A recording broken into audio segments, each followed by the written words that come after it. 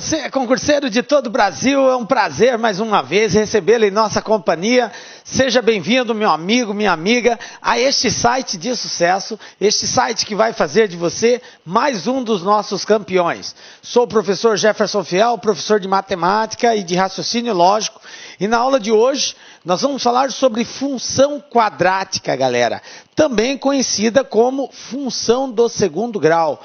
Alguns livros trabalham com função quadrática, outros com função do segundo grau, enfim, todos querem expressar a mesma coisa. Beleza, galera? Então vem comigo aí para nós darmos o pontapé inicial a respeito da função quadrática.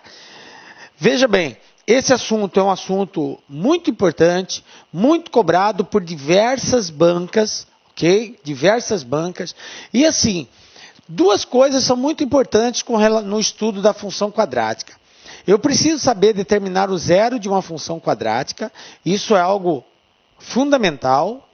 O estudante, o aluno, o concurseiro tem a obrigatoriedade de saber calcular o zero de uma função quadrática. Segundo, encontrar o ponto máximo e mínimo de uma função. Porque na maioria das vezes, na maioria das questões que são cobradas nos concursos, ou se cobra o zero, ou se cobra o ponto máximo e o ponto mínimo. Então, nós vamos explorar bem esses dois pontos aqui, o zero e o ponto máximo e o ponto mínimo de uma função quadrática. Beleza? O que nós vamos ver na aula de hoje, professor? Nós vamos ver o seguinte. Então, aqui, função do segundo grau, vamos conceituar a função, para você se inteirar do que é uma função do segundo grau. Vamos falar do zero da função do segundo grau. Vamos construir e analisar alguns gráficos da função do segundo grau. Construir no bom sentido, porque nenhum concurso vai pedir para você construir gráfico, né? Mas a gente precisa saber fazer a análise dele, tá? Identificar o crescimento e o decrescimento de uma função e resolver problemas de máximos e mínimos de uma função do segundo grau, principalmente isso. Tranquilo, galera? Preparado? Nossa aeronave vai decolar. Então vamos iniciar aí falando o que é uma função quadrática, professor. Olha, quadrática não tem nada a ver com quadrado aqui, tá? Uma função quadrática é toda a função da forma. Então existe um formato, uma identificação do tipo de função do segundo grau ou função quadrática. Então, ela é toda função escrita neste formato aqui. F de x. Professor, sempre vai ser f de x? Não. Pode acontecer desse f de x ser substituído por y. Poderia ser y igual, ok? Professor, por que y? Porque a função ela é representada no plano cartesiano. Então, eu tenho eixo x e tenho o eixo y, ok? Quando a gente fala f de x, nós estamos fazendo referência ao valor do eixo y. Por isso que eu disse que isso aqui pode ser substituído por y também. É comum trabalhar f e alguns também trabalham y. Importante que você entenda que pode ser f de x ou y. Isso aqui é igual a ax ao quadrado mais bx mais c. Galera, importante também entender que A, B e C são chamados de coeficientes da função. O que é um coeficiente? Coeficiente é um valor numérico que é atribuído nesta função. Então, A é um número, B é um número, C é um número. Eles são os números pertencentes ao conjunto dos números reais, ok? Onde A tem que ser diferente de zero. Professor, por que o A tem que ser diferente de zero? Porque nós estamos estudando função do segundo grau. Observem que o coeficiente que está multiplicando o x ao quadrado é exatamente o coeficiente A.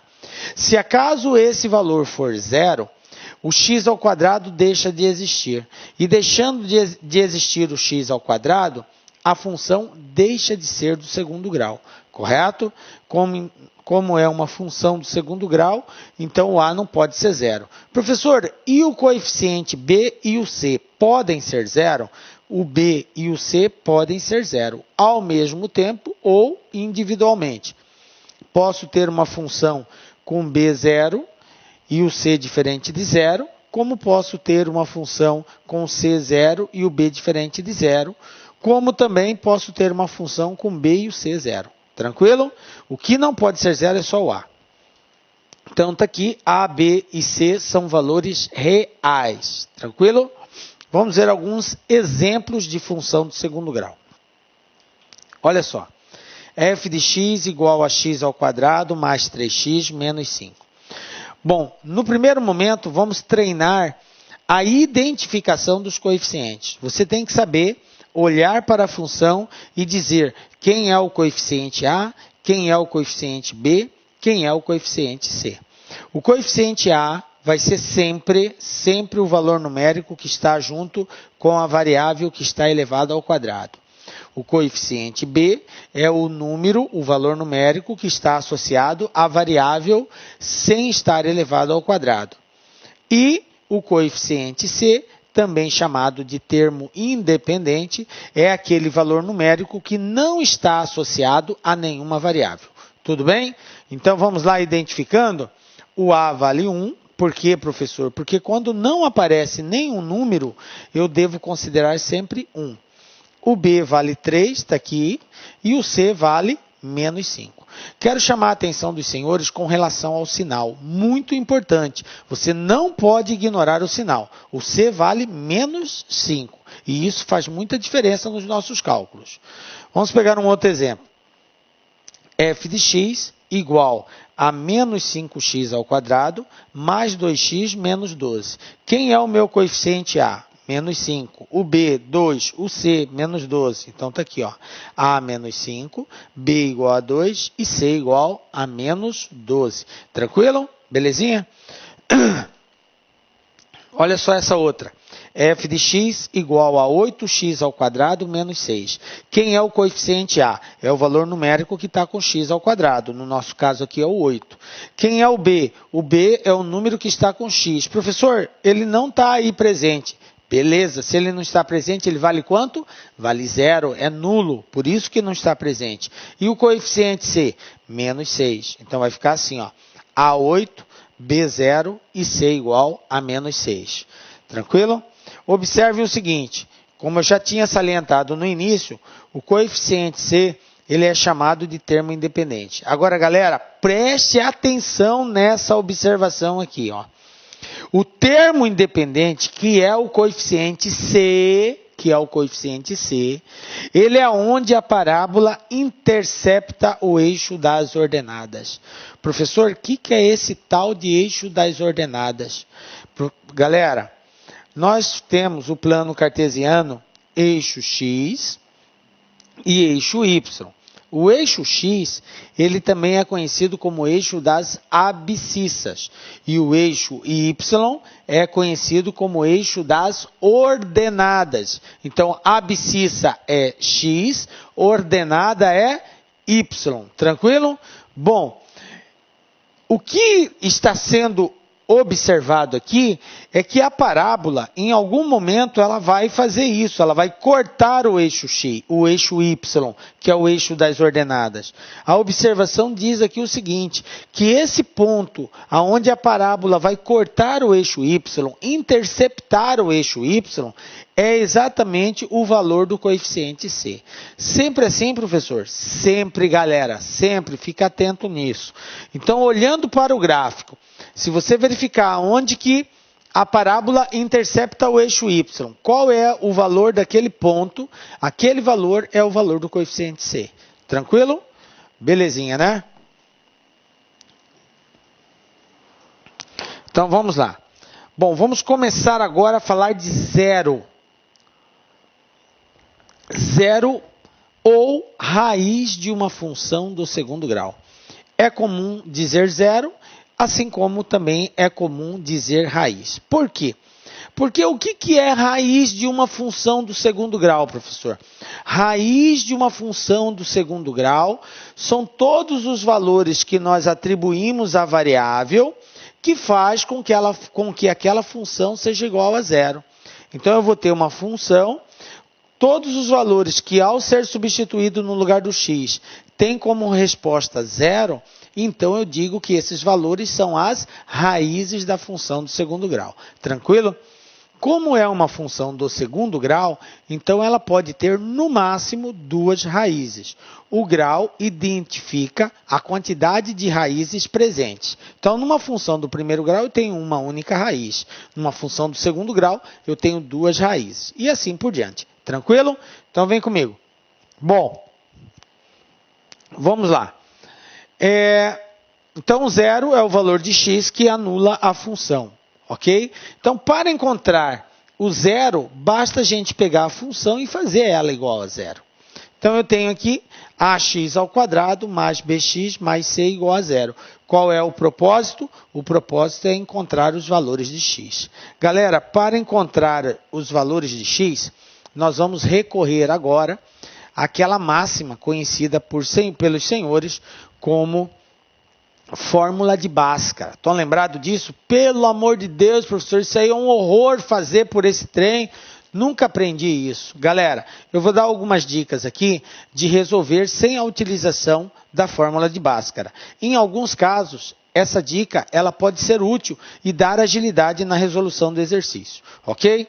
Mas, primeiramente, vamos fazer da forma tradicional, que é através da fórmula de Bhaskara, como assim é pronunciado. Muito embora eu chamo de fórmula da equação do segundo grau, ok? Vamos lá? Então, eu tenho aqui a seguinte situação.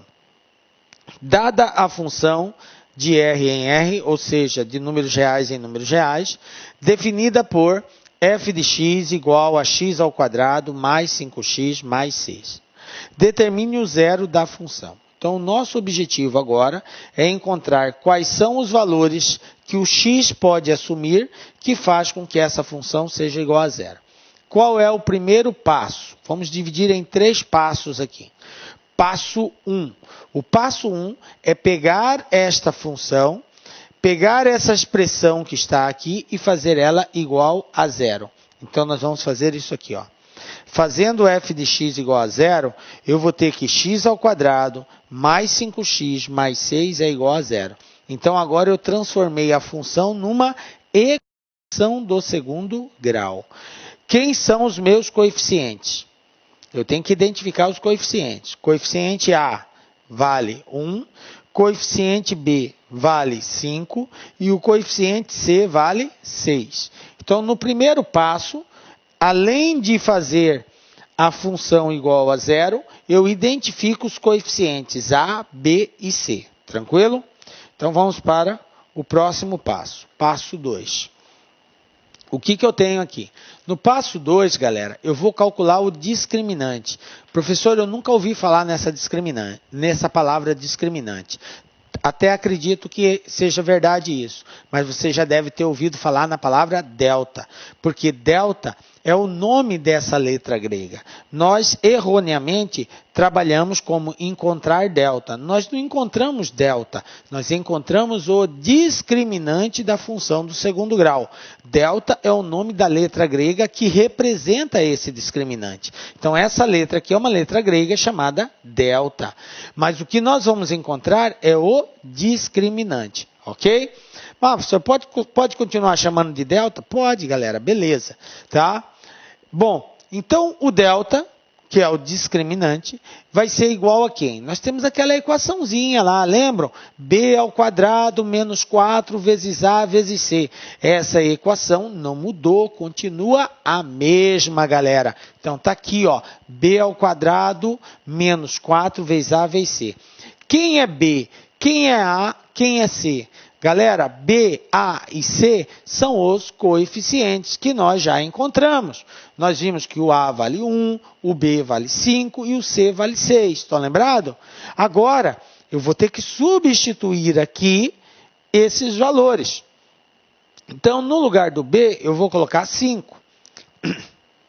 5², porque é B², menos 4 vezes o A, que vale 1, vezes o C, que vale 6. Então, 5² menos 4 vezes 1 vezes 6. Bom, a regra de uma expressão diz que primeiro eu resolvo as potências, depois as multiplicações e divisões, e por último eu somo ou subtraio. Então, vamos lá. 5² é 25, menos 4 vezes 1, 4, 4 vezes 6, 24. Quanto que é 25 menos 24? É igual a 1. Pronto. Qual é o valor do discriminante? O discriminante vale 1. Está aqui, ó. Ok? Que é o valor do delta.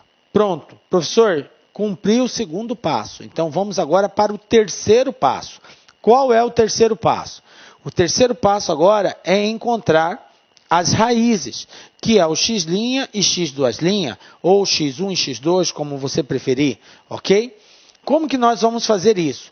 Para nós encontrarmos as raízes, nós vamos ter que fazer uso daquela equação do segundo grau, da fórmula da equação do segundo grau, também chamada por vocês como fórmula de Bhaskara. Estão lembrados dela? Não, professor, não estou lembrado. Então, vou colocá-las aqui, ó. X igual a menos B mais ou menos raiz quadrada de delta dividido por 2A. Lembrou agora? Ah, professor, essa coisa indecente aí, essa coisa mesmo. Até hoje, alguns ainda dizem, não encontrei utilidade para isso. Galera, pode até não ter encontrado, mas está aqui uma utilidade. Você tem que passar no concurso e isso aqui vai ser cobrado. Então, uma utilidade, passar no concurso. Fica ligado. Beleza? X igual a menos B mais ou menos raiz de delta dividido por 2A. Esta é a fórmula que nós vamos usar. Eu conheço o coeficiente B, eu conheço o coeficiente A e eu conheço o valor do discriminante delta, ok? Bom, agora é só substituir. Então, vai ficar assim, ó. X igual a menos o coeficiente B. O coeficiente B vale 5. Então, menos 5, mais ou menos raiz quadrada do discriminante, que vale 1, dividido por 2 vezes A, portanto, 2 vezes 1, porque o A vale 1. Tranquilo? Beleza. Agora eu vou ter que extrair a raiz. Quanto que é a raiz quadrada de 1? É 1. Vou ter que multiplicar aqui embaixo, 2 vezes 1, 2. Vai ficar assim, ó. X igual a menos 5 mais ou menos 1, porque raiz quadrada de 1 é 1, dividido por 2, porque 2 vezes 1 são 2. Pronto. Observem que eu tenho dois valores aqui, um mais e um menos, mais ou menos. Então, o mais vai ser o valor do x1 e o menos vai ser o valor do x2. Então, eu vou ter que desmembrar isso daqui em duas partes. Vamos lá, então? Primeira parte que eu vou chamar de x'. Eu vou pegar o valor positivo. Então, ficou menos 5 mais 1 dividido por 2. Agora, eu tenho 5 negativo e o 1 positivo. O que diz a regra de sinais? Números com sinais diferentes, subtrai e conserva o sinal do maior. Então, menos 5 mais 1 dá menos 4. Então, vai ficar menos 4 dividido por 2. E menos 4 dividido por 2, menos 2. Beleza? Pronto. Encontrei o x'. Não acabou. Eu tenho que encontrar as raízes. Ainda tem mais uma. Então, vamos lá. Encontrar a segunda raiz. Agora, eu vou pegar o valor negativo, o menos 1. Então, vai ficar menos 5, menos 1 dividido por 2. Regra de sinais. Números com sinais iguais, soma e conserva o sinal. Menos 5 com menos 1, menos 6. Menos 6 dividido por 2, menos 3, beleza? Então, está aqui, ó, resolvido. Encontrei o x' e encontrei o x'. Encontrar as raízes é encontrar esses valores. Eu vou mostrar o esquema como que fica representado graficamente isso. Então, eu vou desenhar aqui o eixo x, ok? Vou marcar os dois pontos, que é o menos 2 e o menos 3, tá? Então, está aqui, ó, menos 2 e o menos 3. Está marcado aqui os dois pontos, lembrando que o menos 2 é maior que o menos 3, então ele fica à direita, sempre o maior número fica à direita, e menos 2 é maior que menos 3, correto? E agora eu vou e desenho aqui a parábola. Pronto, está traçada a parábola. O esquema desse gráfico ficaria algo mais ou menos desse tipo aqui. Tranquilo? Beleza? Só para você compreender a esquematização dele aí. Bom, galera, nós fizemos da forma tradicional.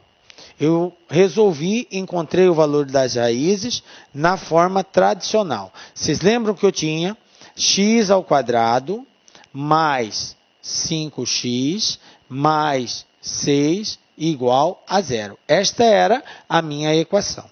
Agora, eu vou ensinar para vocês como que se calcula as raízes sem a necessidade de utilizar a fórmula da equação do segundo grau.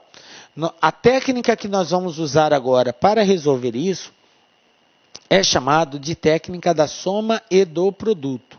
Então, o que nós vamos fazer? Essa regra que eu vou ensinar, ela pode ser utilizada em qualquer equação do segundo grau. Mas a gente tem que fazer uma ressalva. Quando o coeficiente A, que é o cara que vai aqui, for diferente de 1, essa regra ela já fica um pouquinho mais complexa na sua realização. Não que ela não possa ser utilizada. Ela pode ser utilizada, se você tiver o domínio dela, você pode fazer. Porém, ela é muito mais prática quando o A for 1. Se o A for 1, o processo é mais direto, é mais fácil de você encontrar as raízes. Então, dessa forma, como a gente não vai ter tempo hábil para você estar treinando aí, o ideal, o meu conselho para vocês é, se o A for 1, como é o caso aqui, ele vale 1, então essa técnica é válida. Vai ser mais rápido resolver por ela. Se ele for diferente de 1, a não ser que você tenha habilidade, faça pela fórmula da equação do segundo grau. Salvo se você domina bem essa técnica. Aí tudo bem. Mas se você não domina bem, faz pela fórmula da equação do segundo grau. Acha o discriminante, o delta, depois vai para a formulazinha de Bhaskara, ok? A fórmula tradicional. Então, o que eu vou ensinar aqui, ele é muito bem aplicado se o A for 1. Bem rápido. Tranquilo? Bom, volto a dizer. Pode ser aplicado se o A for diferente de 1. Eu não vou trabalhar essa parte com vocês, tá? Vou trabalhar só com A igual a 1. Beleza? Bom, então a técnica é a seguinte. Eu tenho o coeficiente A, que vale 1. Beleza? Eu tenho o coeficiente B, que vale 5. E eu tenho o coeficiente C, que vale 6. A técnica consiste no seguinte. Eu tenho que encontrar dois valores, x1 e x2, de tal forma que o produto desses valores, x1 vezes x2, seja igual ao coeficiente C. Na verdade, é igual ao coeficiente C dividido pelo coeficiente A. Mas como o A é 1, então não vai alterar nada. Beleza? Por isso que eu estou dizendo que ela é válida, ela é bem aplicada e bem mais facilmente aplicada quando o coeficiente A é 1. Porque aí eu não preciso levar em consideração o A, porque ele vale 1. Então eu só penso assim, o produto tem que dar o C. Na verdade, o produto tem que dar C dividido por A. Mas como A é 1, então vai ser C mesmo. Beleza? Entenderam aí agora? Então, o produto tem que ser igual ao coeficiente C. E a soma, galera, x1 mais x2 tem que ser igual ao oposto do coeficiente B. O que é o oposto? É o valor que tem, é o número que tem o mesmo valor absoluto, porém o sinal contrário. Se o B é 5, o oposto de 5 é menos 5. Se o B é menos 8, o oposto de menos 8 é mais 8. Entendem isso? Então, o produto tem que ser igual ao coeficiente C, e a soma tem que ser igual ao oposto de B. Beleza? Bom, então está aqui. Agora que nós já sabemos disso, basta a gente pensar assim. A ideia é sempre começar pelo produto. O produto é o coeficiente C. Aí você olha, quem é C? C vale 6. Galera, o 6 aqui é positivo ou é negativo? O 6 é positivo, professor. Veja bem, eu tenho um produto que tem que ser igual a 6 positivo. Pergunto para os senhores, em qual situação um produto de dois valores vai me dar uma resposta positiva? Olha só, vou repetir a pergunta. Em qual situação um produto entre dois valores me dá uma resposta positiva? Quando eles tiverem sinais iguais ou quando estiverem sinais diferentes? Quando eles tiverem sinais iguais. Porque, de acordo com a regra de sinais, menos com menos é mais. E mais com mais também é mais. Então, se eu tenho sinais iguais, a resposta é positiva, beleza? Bom, dessa forma, eu já consigo identificar que x1 e x2 vai ter o mesmo sinal. Vai ter o mesmo sinal. Se eles vão ter o mesmo sinal, eu não sei se os dois sinais são positivos ou se os dois são negativos, mas eu sei que eles têm os mesmos sinais, beleza? Bom, agora eu vou analisar o B. A soma tem que dar o oposto de B. O oposto de B. Quem é B? 5. Qual é o oposto de 5? Menos 5.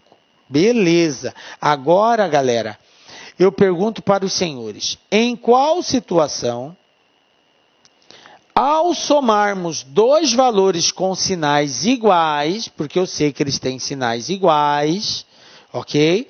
Ao somarmos dois valores com sinais iguais, a resposta fica negativa. Obviamente, quando os dois forem negativos. Se os dois forem negativos, eu somo e conservo o sinal. É assim que diz a regra. Então, como a soma tem que dar o oposto de B e B é positivo, então o oposto vai ser negativo, eu sei que x1 e x2 necessariamente vão ter que ser negativos. Os dois. Pronto. Determinei o sinal. Agora, eu tenho que descobrir os números. Quais são os números que multiplicados vão ser igual a 6 e cuja soma vai ser igual a 5? Aí você fala assim, professor, por que soma igual a 5? Galera, veja bem, eles têm sinais iguais. Se eles têm sinais iguais, eu vou somar. Ah, professor, então se eu tivesse chegado à conclusão que eles teriam sinais diferentes, então eu teria que subtrair? Isso mesmo. Então, sinais iguais eu somo, sinais diferentes eu subtraio. Como os sinais aqui são iguais, eu penso assim, dois números que multiplicados seja igual ao coeficiente C e cuja soma seja igual ao oposto do coeficiente B, ok? Agora, se eles tivessem sinais diferentes, aí o produto tinha que ser igual ao C e a diferença tinha que ser igual ao oposto de B. Entendem isso? Beleza. Então, vamos lá. Dois números cujo produto é 6 e cuja soma é 5. 2 e 3. 2 vezes 3 são 6 e 3 mais 2 são 5. Está aí, pronto. Encontrei os dois valores, menos 2 e menos 3. E nós já comprovamos isso, né? Nós fizemos por Bhaskara e encontramos exatamente menos 2 e menos 3. Beleza? Bom, não ficou claro ainda não, professor. Então, vamos analisar outros casos aqui, para você pegar esse macete aqui e nunca mais esquecer como que se encontra o zero de uma função do segundo grau, através do método de soma e produto. Vou pegar um outro exemplo aqui. Olha só. X ao quadrado mais 8x mais 16. O que diz? A primeira coisa que eu analiso. Quem é o meu A? O meu A vale... Vou colocar aqui no cantinho, ó. Quem é o meu A? O meu A vale 1. Quem é o meu B? O meu B vale 8, positivo, tá? E o meu C vale 16, também positivo. Tranquilo? Belezinha? Pronto. Agora, que eu já sei quem é A, quem é B, quem é C, como o A vale 1, vou aplicar a técnica com tranquilidade. Primeira coisa que eu tenho que observar é o coeficiente C. Qual é o sinal do valor do coeficiente C? Ele é positivo. Positivo. Aí lembra lá, quando que numa multiplicação de dois valores a resposta é positiva? Quando eles têm sinais iguais. Ou os dois são positivos ou os dois são negativos. Porque o produto vai ser positivo, correto? E o C é positivo. Então, eu sei que ou x1 e x2 vão ser negativos, ou x1 e x2 vão ser positivos. Tudo bem até aí? Beleza. Bom, se eles têm sinais iguais, então eu vou ter que somar. Agora eu vou olhar para o B. Qual é o valor do B? Mais 8. Mais especificamente, qual é o sinal do B? O sinal do B é positivo. Se o sinal do B é positivo, o oposto vai ser negativo. E aí eu pergunto, Quando que somando dois valores com sinais iguais, a resposta é negativa? Quando os dois forem negativos, sinais iguais, soma e conserva o sinal. Então pronto, já cheguei à conclusão que a resposta de x1 e de x2 são valores negativos. Tranquilo. Agora, eu vou verificar dois valores cujo produto seja igual a 16 e cuja soma seja igual a 8. Beleza? Por que soma? Porque eles têm sinais iguais. Lembra o que eu disse? Se eles tivessem sinais diferentes, eu ia falar diferença. Mas como eles têm sinais iguais, dois números que multiplicados dá 16 e cuja soma dá 8. Aí você pensa assim, para dar 16, 1 vezes 16 é 16. Beleza, só que se eu somar 1 mais 16, vai dar 17. A soma tem que dar 8. Se eu pegar 2 vezes 8, dá 16, professor. 2 e 8, mas não. Por quê? Porque a soma tem que ser igual a 8, e 2 mais 8 é 10. Então não dá certo. 4 vezes 4. 4 vezes 4 é 16, professor. Beleza. E 4 mais 4? É 8. Opa, tá aí. Encontrei os dois valores que eu queria, 4 e 4. Então, resposta, menos 4 e menos 4. Na verdade, a resposta vai ser só uma, né? Porque eles são iguais. Eu não vou colocar duas vezes o menos 4. Eu identifiquei que é menos 4, mas a resposta é uma só, menos 4. Tanto para o x1 quanto para o x2. Beleza? Pronto, está resolvida a questão. Está começando aí a entender essa técnica de soma e produto, galera? Olha só. Um outro exemplo aqui. f de x igual a x ao quadrado menos 2x menos 3. Então, vamos lá. Eu sei que o a vale 1, beleza. Eu sei que o b vale menos 2 e eu sei que o c vale menos 3. Dá uma pausa, tenta você encontrar. Na sequência, você acompanha a solução que eu vou dar aqui. Belezinha? Para ver se você está aprendendo a técnica. Vamos lá. O que eu disse para vocês? Sendo A igual a 1, eu vou olhar para o sinal do C. O sinal, ele é negativo. Beleza. Aí eu pergunto, quando que num produto de dois valores a resposta vai ser negativa? Quando eles tiverem sinais diferentes. Ou um é negativo e o outro é positivo, ou um é positivo e o outro é negativo. Enfim, eles têm que ter sinais diferentes. Um é negativo e o outro é positivo. Então, conclusão, x1 e x2 vão ter sinais diferentes. Um é negativo e o outro é positivo. Quem é quem? Eu não sei por enquanto. Por enquanto ainda não. Agora, eu vou olhar para o coeficiente b. O coeficiente b é positivo ou negativo? O coeficiente b é negativo, professor, é menos 2. Se ele é negativo, o oposto dele vai ser o quê? O oposto vai ser positivo. Beleza, se o oposto é positivo, o que eu tenho que pensar? Eu sei que x1 e x2 têm sinais diferentes. Se eles têm sinais diferentes, então eu não somo, eu vou subtrair. Beleza? Porque sinais diferentes subtrai. Aí eu pergunto, a resposta tem que ser positiva, porque o oposto de b, o b é negativo, então o oposto é positivo. Pergunto para os senhores, quando que numa diferença entre dois valores, a resposta vai ser positiva?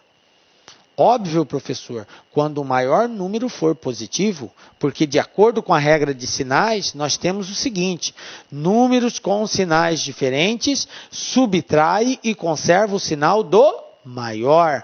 Então, se eu quero uma resposta positiva, o maior número tem que ser positivo. Então, eu já sei que x2 vai ter que ser maior que x1, o maior valor. Beleza.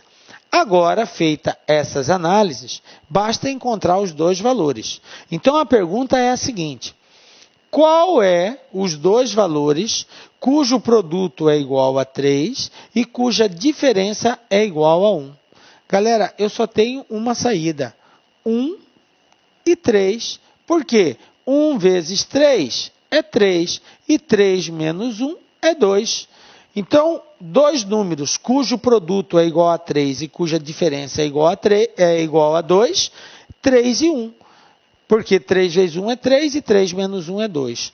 Como o maior número tem que ser positivo, então o 3 vai ser positivo e o 1 vai ser negativo. Então, resposta, menos 1 e 3.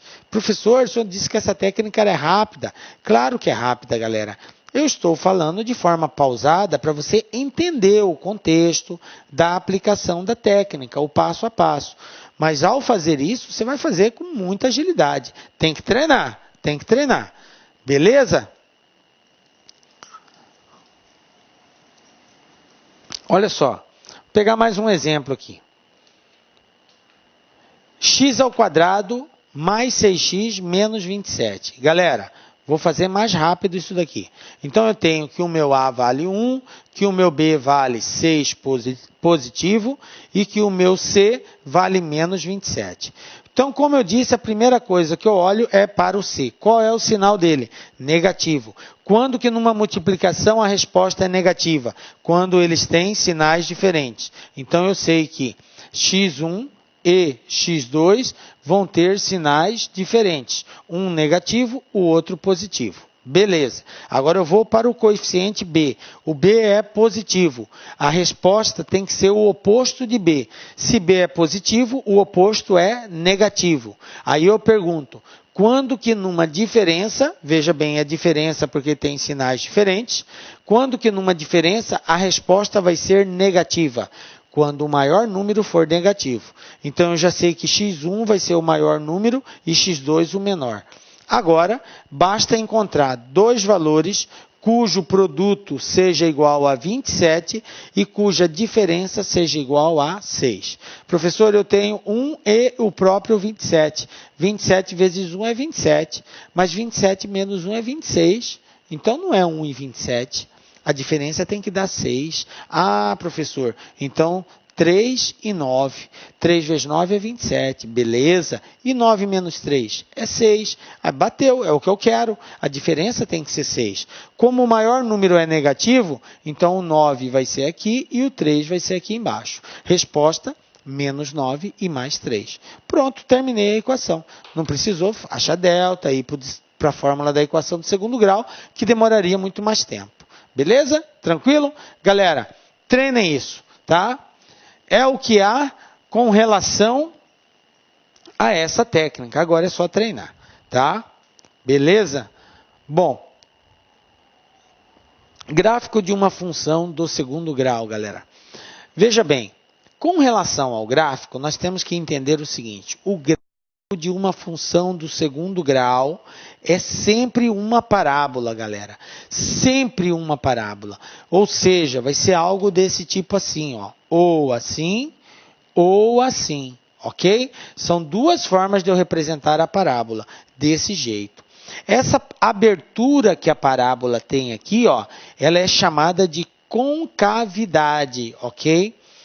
Esta função, ela é uma função infinita, ou seja, ela vai crescer aqui, ó, infinitamente, ou ela vai descer aqui infinitamente. Ela é infinita, a função é infinita. E o modelo dela é sempre nesse modelo de parábola, formato de uma letra U, assim, ok? Beleza? Bom, galera, observe que eu coloquei duas formas.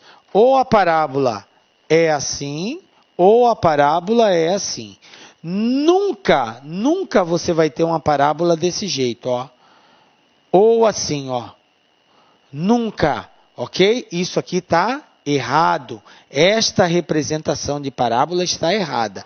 Ou ela vai ser assim, com a abertura para cima, que é a concavidade, ou assim com a abertura para baixo, que é a concavidade. Beleza? Nunca para o lado. Tranquilo? Bom, então se você for identificar um gráfico como sendo um gráfico de uma função do segundo grau, se ele tiver assim com a abertura para o lado, seja para a direita ou para a esquerda, você já descarta ele. Beleza? Agora a questão dele ser para cima ou para baixo depende de quem?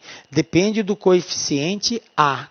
Ou seja, se o A é positivo, a concavidade é para cima. Se o A é negativo... Olá, meus amigos, minhas amigas, sou o professor Luiz Antônio Carvalho, com muito prazer, muita satisfação, estou aqui para apresentar, fazer um convite muito especial, aliás, para você do Rio de Janeiro, que vai fazer o concurso para o Agente Educador 2 da Secretaria Municipal de Educação. Nós aqui da La Concurso, nós elaboramos aí um curso muito competitivo que atende às 3 disciplinas, língua portuguesa, matemática e ECA.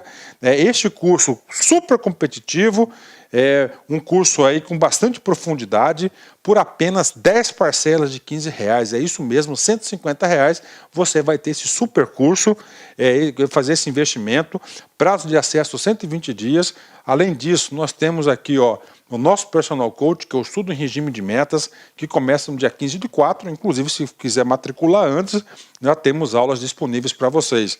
Papo reto, se você cumprir o personal coach, assistir às nossas videoaulas, seguir as orientações pedagógicas do nosso professor, eu tenho certeza absoluta que você estará muito competitivo e estará disputando reais vagas no dia 16 de junho da prova do agente educador. Bacana, meus amigos? Então, eu espero vocês. Quer fazer sua matrícula? Tem um link aqui embaixo. Você pode clicar e se matricular no nosso curso online. Ok, pessoal? Um forte abraço. Espero vocês. Tchau, tchau.